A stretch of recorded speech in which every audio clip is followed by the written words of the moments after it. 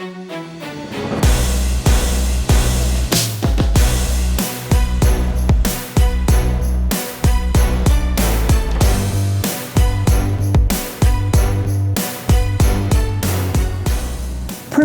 to be moved as we explore the misconceptions and stereotypes that our guest has bravely confronted throughout his career. We will challenge society norms, dismantling preconceived notions about ability and celebrating the strength, grace, and resilience that reside within each and every one of us. So get ready to be inspired, to witness the extraordinary, and to embrace the limitless potential of human spirit. Join us on this captivating episode as we proudly welcome our guest, Nick Scott, the founder, CEO, and president of the Wheelchair Bodybuilding organization. Nick has a remarkable competitive career as an IFBB pro, and now he's in charge of the whole thing. Yes. And he's here. So guys, welcome. And you guys make sure you follow, like, subscribe. And Nick. Yes. Thank you for joining us. You guys for having me. It's an honor to be here. And it's, you know, even though you gave me an amazing introduction. No, but it's true. It's just like everybody else, just choices. Yeah. So like the other day, we sat on the phone and talked for 2 hours. Oh, wow. It was supposed to be like a brief, 2 hours. So you really got to know each other. Oh. So it was just so exciting to, first of all, to learn. I mean, I know you're a pro and that you compete. I saw your physique, so. Amazing. But the fact that you actually beat the reigning champion on stage, and you gave that all up to be the CEO of the Wheelchair Bodybuilding organization. So tell us about your start. Yeah, so the reason why I'm in a wheelchair, I was in an accident back in '98, because this is how it all started. And I was just 16 years old. I had a dream to be a football star because I wanted to make it for my family, because growing up, we really had nothing. You know, we grew up in a trailer, nothing wrong with that. It's just, it is what it is, and parents did the best they could, but I had this dream to make it. So my thing was just always excel. So I was going to football practice. It was 1 week before my junior year of high school, and then all of a sudden my left front tire blew out, and my tire blew, and it pulled me to the right on the bridge, because I just got on the bridge. I didn't want to hit the bridge, so I pulled to the left, and I went in the left lane. I saw a vehicle coming toward me, and I didn't want to hit the woman because I saw in the windshield. So all I could think about was pull to the right, and I missed her, and then I got off the bridge, and I went in the ditch. And I rolled my vehicle 5.5 times and ejected. Okay. And my own car hit me in the back, and that's what paralyzed me from the waist down. So that's how this thing started, because this is back in '98 when there was no internet, no cell phones and stuff like that. I see. At 16. Wow. So So the biggest. you were an athlete prior. I mean, so you were playing football at the time, and I think you said your goal was to be a professional football player? Yeah, because it's like, and how do you go from being this, the press person to like running the whole thing around the world for wheelchair bodybuilding? So that it's just like, you don't think, you just do, because I wanted to be a football player. That's how the question. I was borderline suicide because I wanted to kill myself because I hated my life. Oh my God. Because I felt like everything was taken away. I blamed God. I'm like, why me? So but then I stopped, because we do things for a reason why. You guys are all there and competitive and everything, but we do things for a reason why. But you also stop for a reason why. And I looked at my mom, and I didn't want to do that to her. I didn't care about me, but I care about my mom. I'm the type that if I say something, I'll do it. I don't care. I don't think. I just do. So then I thought, okay, I'll make something myself. So how this all started is I realized if I couldn't do anything, football, basketball, I could go to the gym and bench press. Just take the bar down, press up. But I was limited because I wore a chest brace. The doctors limited me 5 pounds because they said, I could injure myself where the stitches could open my back up. But I told them, if if it opens up, can't you just go back and close it? So are you saying they limited you to just 5 pounds Oh my gosh. to Yeah, lift? Is that what you're saying? Yeah, because if they were Yeah, wearing because I was in the bed, I couldn't even lift, I I see. couldn't even grab my legs to put it up because I can't even put on my pants or dress myself because I have rods in my back like this with bolts like that. So I'm like an infant. So you really just hate your life. So you try to really dig deep to Yeah, find you gotta something dig deep. worth living for. Well, I would love to know more about your mindset in that situation because I'm sure it's tough to talk about, but I'm glad that you opened the door there because, otherwise we'd probably dance around it. But since you did open the door, I do want to know a little bit more about, how it was at 16, you're a football player, you have aspirations to make it big. Clearly based off of your history and what you've done, I think you probably would have, knowing that that's just the person that you are, But here you are, you're 16, you get in a car accident, like you said, you thought everything was over.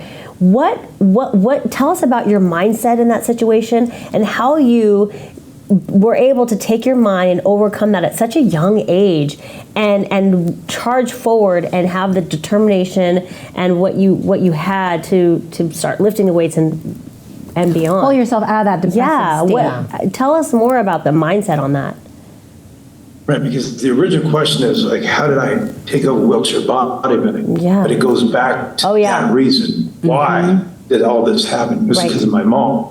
I didn't care about me. Yeah. I cared about making my mom proud because she was battling cancer. So in the gist of everything of doing the chemo treatments, which I was there the whole time, she liked me bringing home awards. So that motivated me to be like this dominant force. When I competed at anything, it's not just being just good. I want to be phenomenal. I study in like anything and everything. And back in the day, it was bench press. So I ordered VHS tapes. And I looked at all these powerlifters, and I realized the J lifts and all these techniques, how to be the best.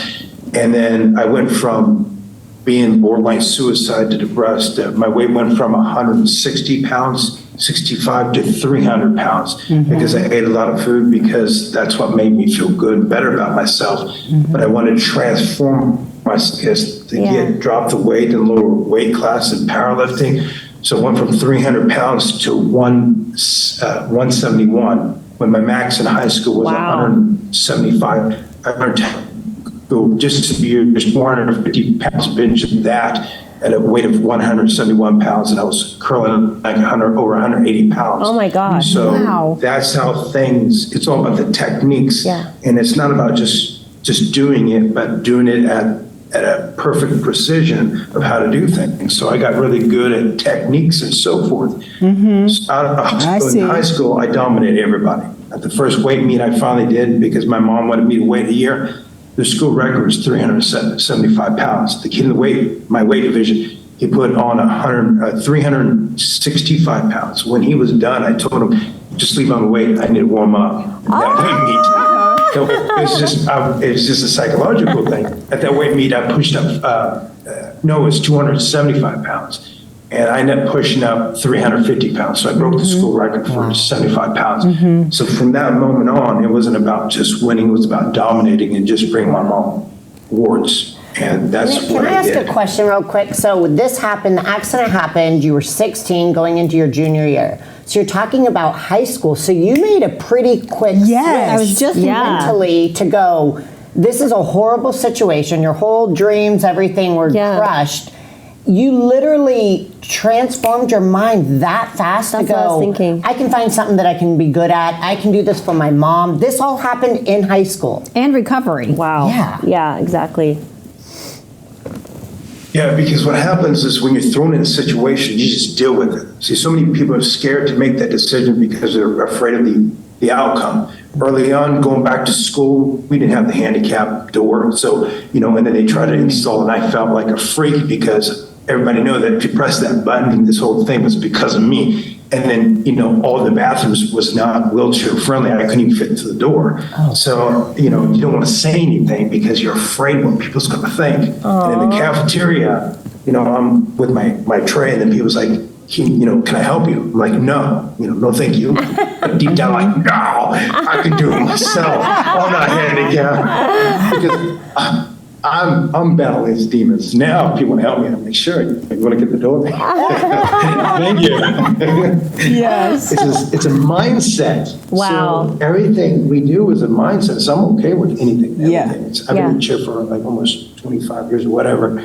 And so it's just, and what I did was I used the coach's bathroom and I didn't eat.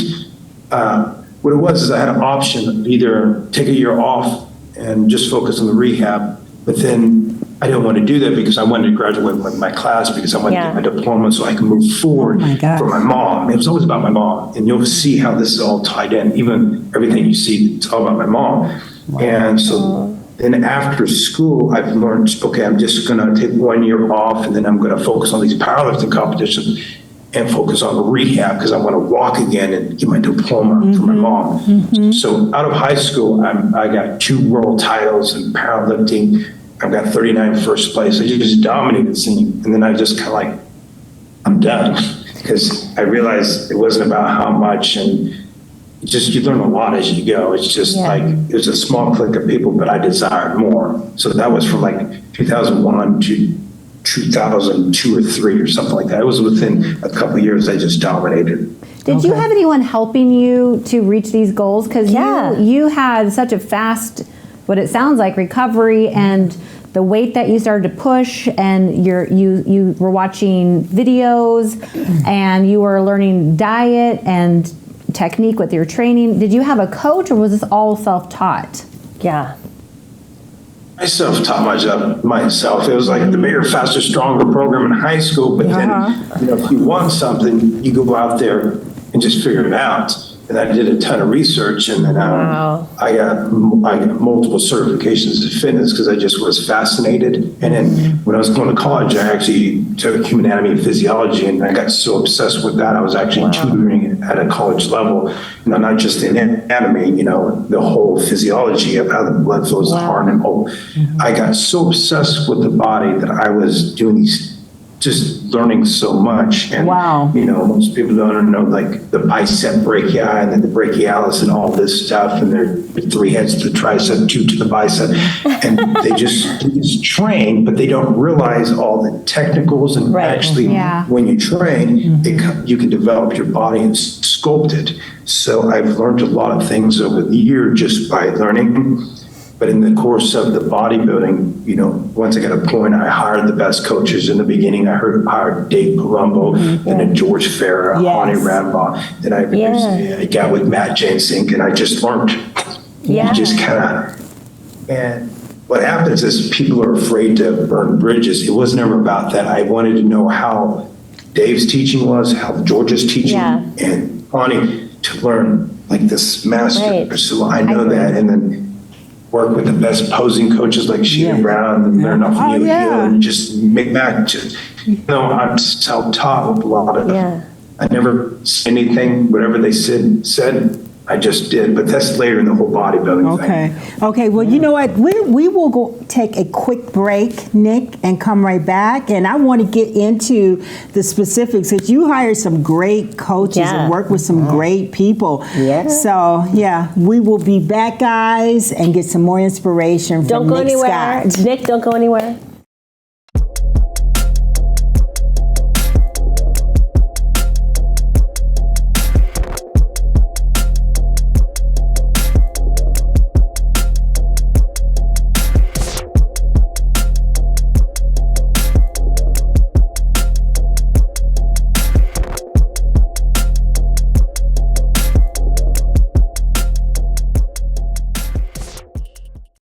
Okay, we are back with Nick Scott, and gosh, so much information to share with us. I'm really impressed with when you were talking about your ability to you're so in tune with your physique, right, and your body, and knowing how to isolate and breaking down, like you talked about with the biceps. So do you feel that, because I know when I first started, I didn't really know how to feel my back. I was using legs to do a lot. And guys men do that a lot. Just to lift heavy weight.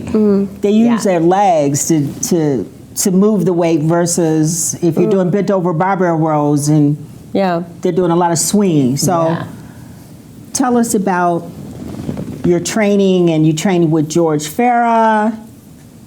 Okay, Palumbo. Yeah, so training is a mind-muscle connection, and most people just go through the motions, but the reality is to do this progress, because everybody says I need to take off time to pack on size. Well, that wasn't an option for me when I competed. Same thing with Harold, because we were going back and forth, because I was nonstop competing guest posing from 2000, from when I started in 2006 all the way to 2015 till I retired. It was back to back to back. Before I can get into that, it's like, it all started with me trying to walk again, because I had to learn, because the therapist, well, this doesn't work, that doesn't work. And I started asking questions, because I wear braces, and the braces are meant for night, for drop feet. So when you put a blanket over your feet and you can't move your feet will drop. Where I wear braces, and it keeps my feet at a 90 degrees angle. So what I realized is it's meant for that, but when I put my foot down, it actually, I can feel different. This is the brace I always wear. I see. It's actually really good, you can tell. So you It's wear not that supposed to- brace, you wear that, what, All during? the time? I wear When do it you during the wear day, that? because when I put my feet down, I feel like I can't feel nothing from the knees down, because when I broke my back and damaged my spine, I'm T12, so it's really low. So the higher the injury, you lose abs. So I'm T12, which means if I lean to the side all the way, I'll fall down and I can't get back up. I have to lift myself. But since I can feel some in my leg when I put my feet down, it just feels different.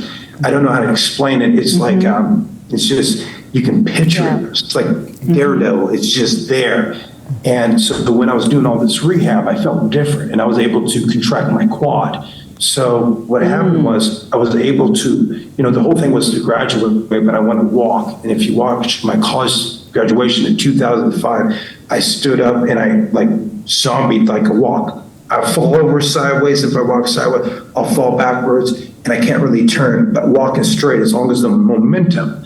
And I actually walked, and I got my diploma. But as I was walking, I point to the audience, and I point specifically to my mom, saying, "This is for you." So I learned there, it's a mind-muscle connection. And at the end of my walk, I sit down in a wheelchair. I cannot walk long distance, and I can't do turns. But at the point of it is, I got the job done. It's not about being like you guys or anybody else. It's about what do you want to achieve, and just do it no matter what. So then that's 2005. So going to this bodybuilding thing, I had this competitive drive, and I was like, and I wonder if they have bodybuilding with wheelchairs. So I found at the fall of 2005 that it had the NPC Wheelchair Nationals in West Palm Beach, Florida in 2006. My mindset is, I'll just do it and I'll compete. I don't know anything about bodybuilding, but I'll go there and I'll win. I'm going to dominate. So in the process, they want to submit pictures, and I'm sitting like this in the picture, because I didn't want anybody to know. But then I showed up and I lost, and I was just furious. I was like, I don't lose. But that day, I was so inspired about these athletes. There was a total, it was 8 or 10 of us, but it was in conjunction. NPC Wheelchair Nationals was part of the Sunshine Classic. So they had 1,100 people in the audience, but there was just a small clique. And even though I lost, I told the guys, this is amazing. We need to let the world know about it. Yes. And I was laughed at. I was like, whatever. So I went home and I taught myself how to build a website, and I just kind of put the pieces together, which I had no clue. And that's how this whole wheelchair bodybuilding started. That's correct. Yeah, because I was surprised. I mean, you beat Harold Kelly. Did not know that you guys were competing against each other, battling it out, and you made the decision to retire from competition. And pretty much, I mean, you're the foundation of wheelchair bodybuilding. You started in the conversations you've had back and forth with Jim Mannion, and just fighting to get the athletes on the Olympia stage and backing it financially yourself. You keep bringing something up, and I want to ask about it. Tell us a little bit more about your mom. What's the story about your mom, and how has she impacted you, and what is a special connection you have with her, and is she still with us? That's good. So I'm going to tie this all together with Harold as well as my mom. Wow. So there's competed. What it is moving forward, I realized there was no pro qualifier. There was no such thing as a pro wheelchair, and I didn't understand. So long story short, nobody knew that would tell me how to make this happen, but they said you need to talk to this guy named Jim Mannion. I'm like, whatever, who is he? I didn't know. So Now you do. I didn't know. So we went back and forth, but it wasn't from 2006 to 2008. I kept poking at Mr. Mannion, and eventually he says, if you really think you can make this happen, this pro wheelchair division, go have at it. So that's when I went to the Olympia in 2008, and I was trying to look for sponsors. Nobody would sponsor this. The long story short, I was able to make the first pro show happen in 2011. It was in October. I'm the 2011 NPC Wheelchair National overall champion. But how all the pros got approved is I worked with Jim Mannion soon after that because the show was in place. It was about to be in place. But all those past champions from 2011 to 1994, we backdate them, get their pro cards. And then all these international athletes that I had around the world, they would have to write a letter. Well, the president of the federation from Italy and so forth would have to write Mr. Jim Mannion a letter. That's how they get approved. But who got their first official pro card? I also got the NPC USA Championship approved. And who got that? Harold Kelly. Harold Kelly is actually the first guy that actually officially earned his pro card, which then he competed in the 2000 Houston Pro. He won it, and then I got 7th. So that's how it started. Wow. Oh my Well, gosh. and if you guys hear what he's saying, I mean, it's pretty much he has to create bodybuilding amateur-wise and pro. Right. You know what I mean? We walked literally in and there was the created it. NPC. It was already there for and us. he has, and you created that. So that was just so That's cool amazing. to learn about. I mean, this is awesome. I mean, we just see the outside, and every time at the Olympia, I see you in your awesome wheelchair with like the lights. That's what I was about to Everybody say, and the knows- tie. Everybody knows. Everybody knows Always. Nick Scott. Like here he comes with his wheelchair, and you're just like this cool. Everybody just always expects to see you just happy and doing your thing, and and to hear how you actually got to that position is pretty. It's pretty amazing. I'm so happy that we got to hear this story. Well, and you're Awesome. changing so many people's lives. Have you always been this ambitious? Like, Yeah. where did this come from? The type of person you are, it's remarkable. And Yes. were you always like this, or did something happen when you pulled yourself out of that depressive state and decided to pursue to have a new goal? Tell us about you and maybe at a deeper core. So I'm a deep thinker. Like, I know people hear me speak and stuff, but I like to be alone and I like to be in silence because I think. And I'm actually I love playing. Back in the day, I played chess. I'm very strategic, so I can see moves ahead of time. Like I can tell people checkmate in 7, and as I move, I can actually put you in positions to checkmate exactly like that. I was obsessed. I was one of the best in the country at one point. But so everything I think about not in the moment, but you think ahead. Because I told people I was going to make the Olympia happen. How do you make that happen? It's a strategy. So it's thinking ahead. So, and it's not about what you need to do to get the job done. You just do whatever it takes. You analyze and you strategize. Same thing, even getting with Arnold. How did I do that? With the Olympia. You don't think at the end, you have this plan, but you just take it one step at a time, because 2011 was my first pro show. This past weekend, that's my 37th pro show I put on since the beginning. So as in the beginning, I competed and I coordinated with all the athletes, but they didn't really know how involved I was because, I was competing because there was no time off. And to fund this, I was speaking. So when the people's like, oh, I'm tired, it's not about being tired. I'm speaking, then I'm driving, say if I'm Kansas to San Antonio, that's 11 hours. But then I got to speak in the afternoon and then pack up, drive home because I got to do my cardio at 6 o'clock in the morning. No excuses. I'll drive 11 hours because at the end I'm going to beat Harold. He's the undefeated. Everybody said he can't be beat. And then I'm I'll do whatever it takes to beat him. And then as I'm training, I'm posting on social media, I was like, and every time he beat me, I rose his hand. I had no problem with it. So on social media, you got to play with people's minds. And I told him, I was like, and I always raised your hand when I beat you. I told him, I said, I hope you have no problem raising my hand when I beat you.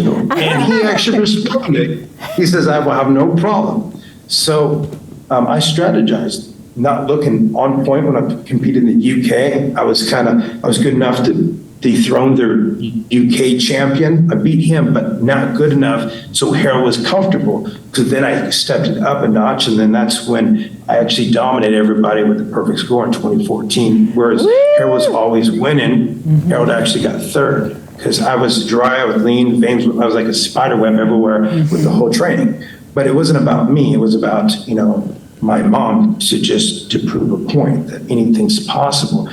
And then Jim Mannion, after everything, it was a conflict of interest because here I'm putting on the shows, putting up the prize money, competing. Yes. You get a choice, either be a promoter or an athlete, but not both. But if I couldn't put on shows, there's no shows for me to compete. So I gave up my career at the height. Imagine like Michael Jackson or LeBron at the peak. They just say, you know what, I'm done. I'm going to be an ambassador. That was a position I was in because I had all these contracts with Bodybuilding.com and a bunch of people giving salaries and much more. But I gave it all up to be this leader. And in the fall of 2005, that's when Bob Lormer, one of the co-founders, his son, he finally approved me to put on the Arnold Classic. It took me 10 years of negotiating.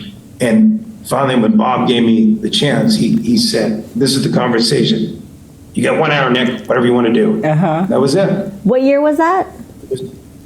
2016. So the ring I wear on my hand is actually the promoter ring to the Arnold Classic in 2016.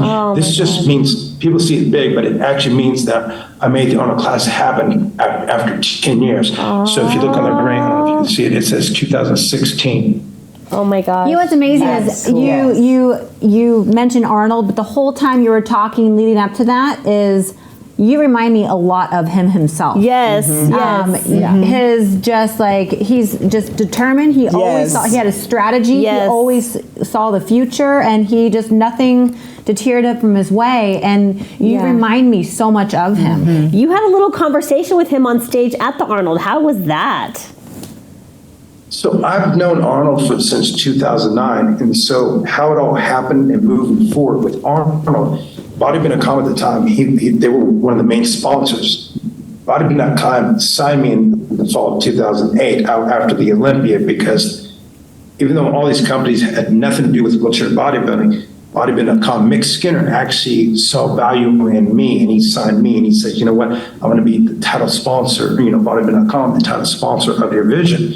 Because it was the DeLuca brothers, and Russ DeLuca, the dad, was the main marketer. But Mick took right over. And what happened was the perfect timing because I met Mick, and then I was always with Bodybuilding.com. So I flew to all over the world with Bodybuilding.com. So at the Arnold has these routes that he goes, and then Arnold stops by certain booths. And then everybody hopped over the table. And when Arnold comes through, you just can't get through. And I'm like, how do I get through? And I went through the crowd, and Arnold's with his security, and I went to the edge. I'm like, I'm with Bodybuilding.com. It's like, can I get a picture with Arnold?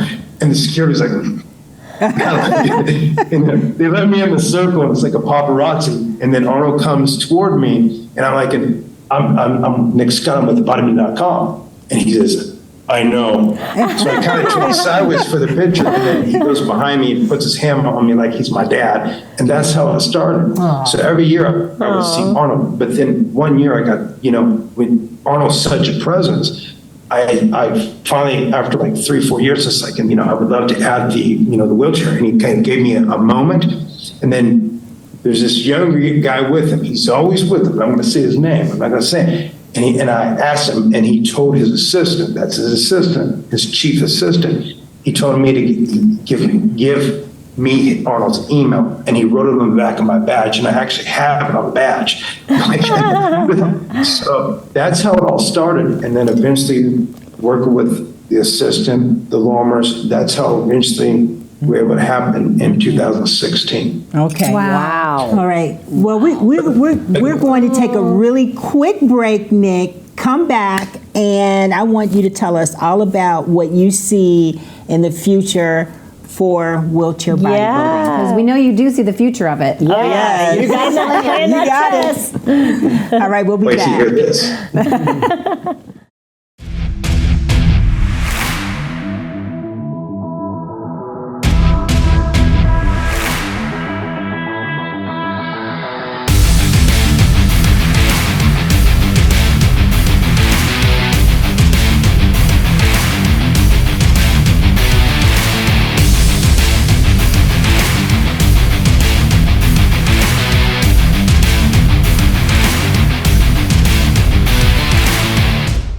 All right, we're back with Nick Scott, and let's talk about the future. The future. Yeah, because I know you have a lot of plans. You have any special plans for wheelchair bodybuilding? The next chess play. Before we get into that, when he says, well, what was that conversation with Arnold? So there was pictures of Arnold and I, because I talked to him during the day to make sure that he was going to hand out the award to the wheelchair winner, because it's a timing thing, because the wheelchair is done in the morning, afternoon, and it's just different at night. So Arnold said, I'll be there. So then when we got on there, he compared his ring to mine. I told him my ring's bigger than his. That was the whole thing. Oh, one quick question. So in the ring, it's Arnold, but originally the prototype, they put his full body on the front, because I give the champion a ring that's the same one that says champion. I see. But when they put the full body, I told him, this is wheelchair body. We don't need his lower, cut him in half. So it's half of Arnold's body. I love So it. moving forward, where's the future? So it's about expanding, but it's about money, the funds, because athletes are struggling. Yeah. So the next phase is to push, not just as companies, but I'm gonna, it's in the works. That's why I'm in Texas, San Antonio. It's about investing more into real estate, more specific apartment complexes, because I want to have thousands of units. Through Wheelchair Bottom Inc. is not profit. I'm going to run a lot of stuff. That way, the apartments can fund the sport of wheelchair bodybuilding and fund disabled athletes, not just wheelchair, but adaptive athletes. And as for my mom, a couple of years ago, she passed away to cancer. Yes. And, where I was growing up, we had nothing. I was able to move to Texas and buy her the house that she always dreamed. And there was a house with the fence, the yard, and everything. And then when the cancer took her, and then I had her brought back to the home, and I was there it was my dad and my brother, one uncle, and me. We were there by her side the whole time. Wow. Because those are the people that never really gave up on me, a few other people, but those were the core. So we stayed by my mom's side until she left. And even though this apartment complex, I'm going to build a logo where it says SES, my mom's initials with angel wings. So that way, whenever I leave this world, not anytime soon, but when I do, that way there's funding for disabled athletes around the world. That way, my mom's love. Oh my gosh, that's so awesome. Yeah, and this Her dreams. And this was so great because our show, it's all about women, and I know your story and with your mother. And so I feel like your mom, she's like responsible for the success of, she brought you into this world and Absolutely. supported She guided you. And she was responsible for your energy and enthusiasm and what you bring And she to still the drives sport. you. And we need that. And, so, yes. So remember I said my mom loves trophies, because I'm always about the awards. And not just men's wheelchair bodybuilding. I want more women. I've been trying for years.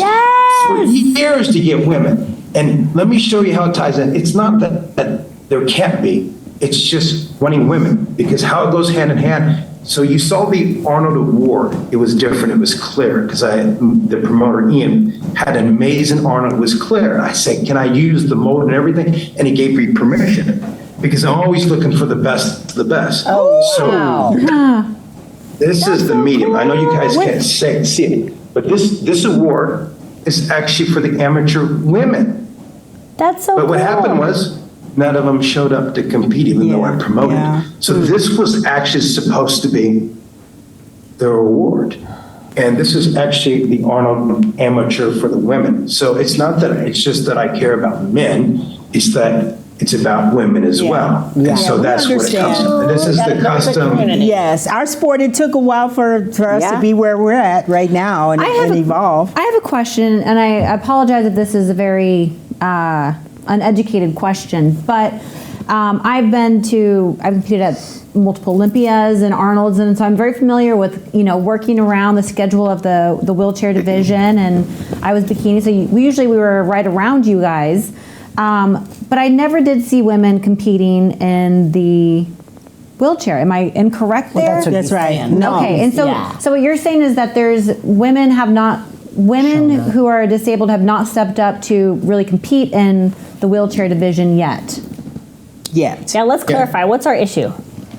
Often there was one or two that competed off and on for years. And, they always says, Nick only cares about the men, not the women. So I kept having women guest pose. Jen looked phenomenal and others looked phenomenal too. But that's where I had them add where they guest pose at the Arnold or the Olympia. And if they want to guest pose at other ones, they're more than happy. And they would compete, but then they're like, I don't want to compete by myself. I'm then trying to get more. And then if there's like two of them, they're afraid that, if they compete, they're going to lose. So it's this ongoing battle between them all. And then it's like, well, we don't have our pro card. So I even got it approved by Mr. Jim Mannion back in, I think it was 2021, because I actually asked for permission if Jen could be the first one to get the pro card. And it was presented on the Olympia stage, and Dan actually presented her the official pro card. And so then it got backdated. Then there's about 6 or 7 women that actually have the pro cards, but trying to get them together to compete, it's very difficult. Wow. And I got the guys, I can send a group chat, like all the pros and all the amateurs. I got over 10,000 athletes on my email blast, but for like the pros, I got a specific email that I put them in the BCC, and I'll send them an email. I actually sent them about the UK, but I'm just looking for women. There's about 5 of them that want to compete over in the UK in August. It was like 11th through the 13th, but like I got to talk to Mr. Jim Mann as well as Tyler, because like we just get, make sure they add the division and if they approve for a pro card there, because for years, there was no such thing as where international athletes could get the pro cards. Their federation president, would have to write Mr. Jim Mannion a letter. In 2019, I believe or the 18th, I got it approved in Toronto that the amateurs it could be worldwide. So any amateur could go and compete at that show. Years prior, the NPC Wheelchair Nationals, no international athletes was allowed to compete because they would have to be a U.S. citizen.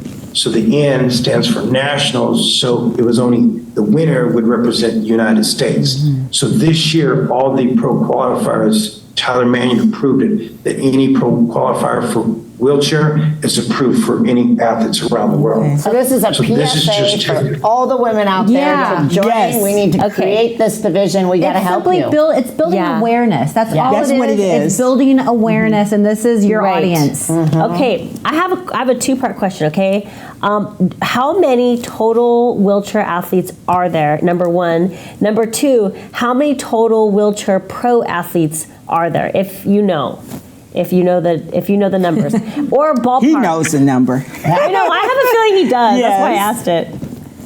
So as for the pros, there's about 39 active pros. So 39. Wow. 39, because this past Saturday, he goes by, he has his pro card. Nice. So I had him in the mix. He's either 38 or 39. It's just, I'm doing a ton of stuff. As for amateurs, there's a few hundred that compete on the regular basis. It's just that some compete, then they take time off. Yeah. So at the national this past weekend, I had 9 amateurs compete and then 6 pros. And then, at times it was 6 to 10 amateurs that compete at these shows, and they're different ones every time. So, this year I'm putting on like 6 pro qualifiers. So active this year is probably going to be 60 to 100. That's just this year around the world. But then the past ones, it rotates as well. So in the gifs of over the years, probably anywhere from 300 to 800 amateur wheelchair athletes that come and go. It's just trying to get these athletes at the same pace because they compete and then they disappear. Right. Then they turn pro and they may not compete. So trying to get them all in the same spot. At 1 year, I got like 23 amateurs on the national stage in one group shot. Wow, that's So that's if there's a ramp. When they have a lift You're on like, stage, you have a it's not ramp, so right? easy. Hey, Nick, Yes. say somebody's watching this and they're thinking like, wow, this is incredible. I want to learn more. It's really easy to find information for almost every other division, but if somebody is wanting to get more information about this or interested in competing or interested in getting their pro card, where would you say is the best place that they can go for information and a good source? Besides NPC News Online, which might be hard to find, even navigate through there for them, for this for a division. newbie. So the sport is wheelchair bodybuilding. So the website is wheelchairbodybuilding.com. I love the dramatic pause. If they just Google it, I went in depth about the competing and what they knew about, same thing with the poses, the breakdowns. I've dissected the sport inside out. But the problem is, like, when people want to compete, they just look on Instagram and their attention span's like 3 seconds long. So then, like, I don't know what to do. Then I asked them, like, did you look at the website? They're like, no. And then I send them the link. And then I send them videos of posing. I was like, did you watch that? They're like, no. But when they show up at the shows, like, well, did the 8 mandatory poses? They're like, no. So at these pro qualifiers, if they got questions, I will put them, I will go through the 8 mandatories, the order turns and everything. So even though I do this, I actually did all the check-ins at the Nationals because that one specifically, the weigh-in, I weighed him in and I did the whole official. I signed the NPC official thing and all that. So I weigh him in. I tell them how the show's going. I'll MC and I'll structure everything from the athletes behind the scenes and during pre-judging. I was sitting with the judges documenting. What are Like, the if 8 judges mandatory are- poses? What's that? What are the 8 mandatory poses? So wheelchair bodybuilding is just like men's open bodybuilding. It's the big boys, not classic, not 212, just like the regular. So it's the same except for instead of abdominals and thighs, it's just abdominals. So they do it the same, 2 front, 2 sides, 2 backs, 2 fronts. Front double bicep, front lat spread, side chest of your choice, side tricep, face the back, rear double bicep, rear lats.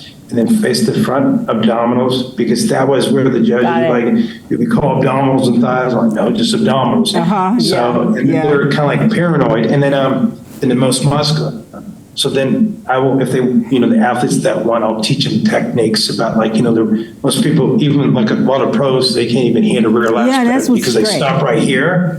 They don't actually bring their elbows forward and lift up the chest and squeeze in the waist and actually do the breathing. So I will go very technical with all these athletes. And I want them professional because in bodybuilding, it's about illusions. So in bodybuilding, if the guys keep the thumbs up, even pros, it's an amateur move because if you tuck your thumbs, it's smaller. So smaller hands in comparison to the bicep and bring the bicep, it brings out the back. It's about illusion. So I'm very technical with the posing. I studied and Gary Udit for years and worked with the best. So I'm very stickler with the posing. And everything that goes on behind the scenes. So my bicep looks small, but now it looks big.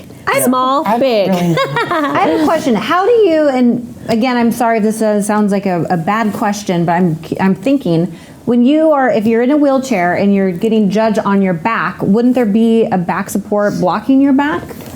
How do you do that? That's a good question. That's a really good question. I didn't even think of that. She's a judge. Yeah, she's trying to figure out how to judge this.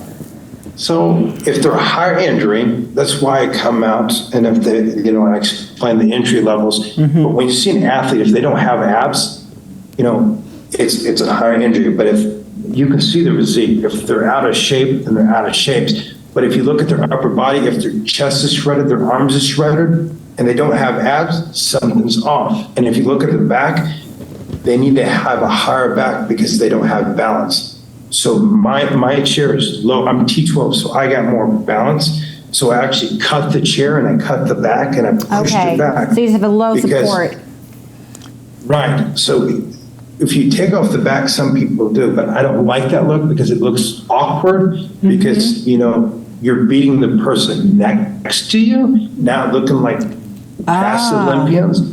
So you're trying to strategize in the wheelchair, but as for a judge, they just look at the other condition, and sometimes you can see the scars in the front. If not, you just kind of justify how conditioned are they. But if they're small, that means they still can put pack on size because there's higher level injuries. So if they're higher up, they can't twist. So when they do a side chest, they can't twist. But this is where I tell them, you got to turn your chair to make it looks like you're turning, because you got to angle toward all the judges. Same thing with the side tricep. You know, the official technical thing for men's bodybuilding, when you do a side tricep, you have to put your hand behind your back, and you actually have to grab your hand so it's touching. Right. That's back the rules. But people don't read the rules. I did. So what happened was, for wheelchair, you can't do that. So you gotta, like, you know, use the chair, use whatever leverage in your balance to show the best of your ability. But if you're showing the judges sideways and you're just like this, it's gonna make it look smaller. I'm in a different chair. See, it's higher. Yeah. You got different chairs. My other one is lower. So, you know, I'm not in my tricked out wheelchair right now. But so if I was in this chair, you know, if I try to hit these poses, you're not going to see my lower back. So they have to adjust. But if they have a higher injury, they can't help it. But if a guy has more muscle and is soft looking, and the guy's shredded, like the amateur in Toronto, he was like diced. He looked phenomenal. He actually second. He almost won the whole thing.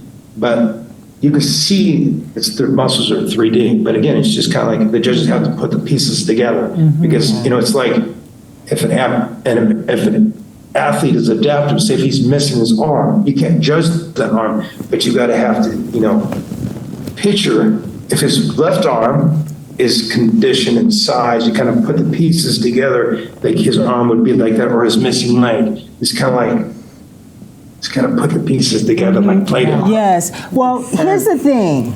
The Olympia coming up, our future Olympias, there are 11 divisions, and I know at the finals, I always see that I believe you've gotten them to bring Harold Kelly on the stage, right?